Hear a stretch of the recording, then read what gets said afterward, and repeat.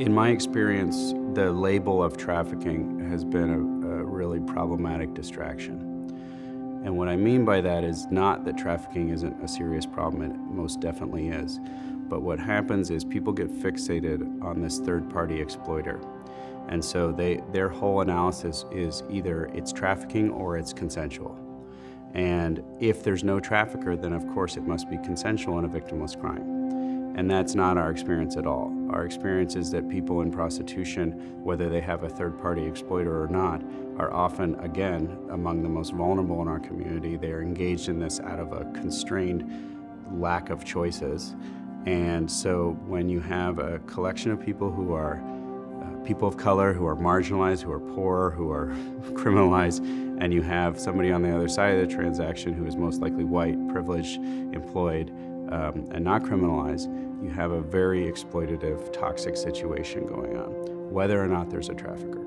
And this analysis is missed time and time and time again because the prevailing analysis fails to account for the nature of vulnerability and how people who are vulnerable get exploited whether or not there's a pimp or a trafficker. The reason that matters here is because it highlights the fact that the act of buying sex is an exploitative act, whether or not there's a trafficker.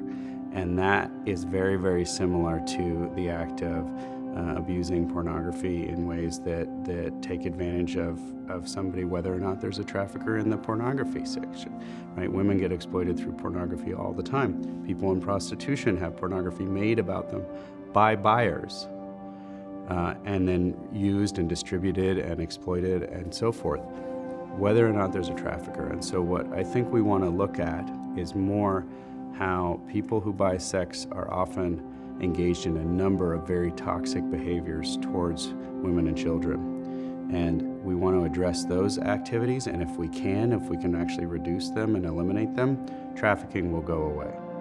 Trafficking is a symptom of a problem. It's a supply response to a demand problem. And so if we can address that demand problem, we can really solve a lot of these other issues.